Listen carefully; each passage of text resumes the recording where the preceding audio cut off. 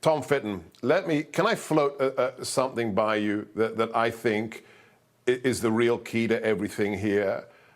I want to know if you agree. I've been quoting him for the last 48 hours. He's a good friend of mine. He served in the Obama White House for the Secret Service, and you know him. He's Dan Bongino.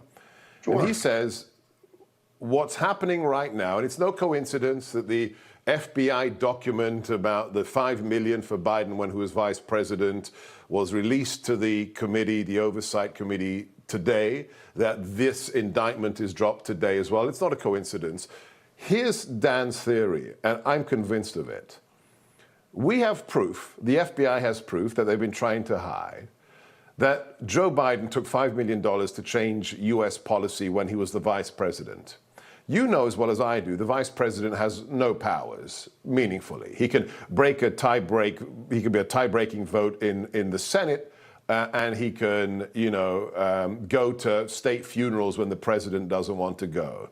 As a result, Joe Biden couldn't have changed any policy when he was vice president. The only person who could have is Obama, and they have to protect Obama. Do you think that could be the explanation for why they are so desperate to destroy President Trump? You know, when you have such significant corruption, there's often, I would suggest, a million reasons for why it's happening, and all of which I think should be taken seriously. Certainly, this is a continuation of attack after attack on Trump, and when the Justice Department is focused on Trump, right? And this is just part of what the Justice Department is doing to target Trump. Remember, they're harassing him and the entire Republican Party across the country because they dared to dispute the Biden election. There's nothing comparable going on in the Justice Department now in terms of public corruption investigations. So this is all the Justice Department has been doing for practical purposes for the last several years when it came to investigating and dealing with political corruption. So you freeze the Justice Department from doing anything else, whether it be investigating the Obama-era abuses of Trump, St. Hillary of the grand jury, or obviously Joe Biden himself. So I think there is merit to that argument.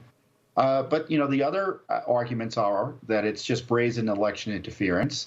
One way to win an election is by jailing your political opponent or making it clear he's going to go to jail.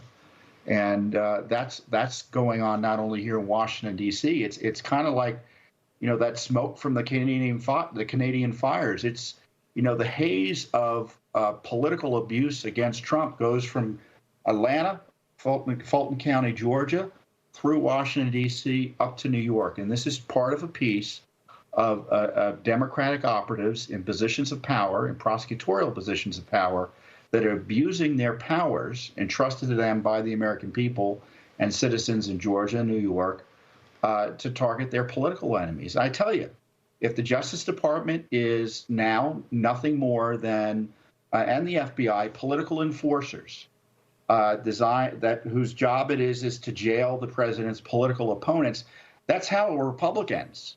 That's the difference between us and, frankly, the rest of the world. And, it's not to say there hasn't been politicized prosecutions by the Justice Department before, but none to compare with the targeting and the abuse of President Trump.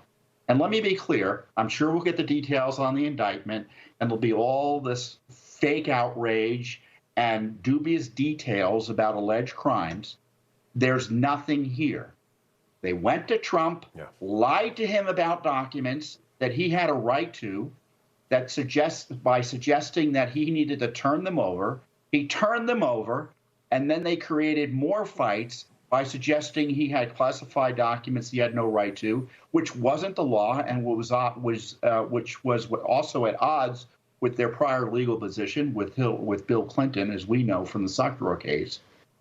Even the FBI reportedly thought there was nothing there, but political operatives in the Justice Department got their way, raided Trump's home for no good reason, and the abuse continues. And they brought in this hired gun, Jack Smith, who I knew because Judicial Watch had uncovered his involvement in the Lois Lerner IRS scandal.